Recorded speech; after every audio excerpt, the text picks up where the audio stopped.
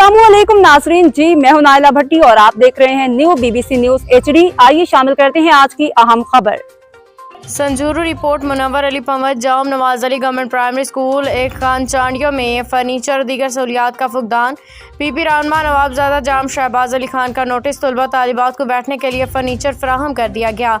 तफसील के मुताबिक तहसील जाम नवाज अली के नवाही गाँव रईस एक खान चांडियों के मकीनों ने चंद रोज़ कबल PP रहनुमा जाम शहबाज अली खान को शिकायत की थी कि उनके गाँव में गवर्नमेंट प्राइमरी स्कूल एक चांडियों में तलबा और तालिबात के बैठने के लिए फर्नीचर नहीं।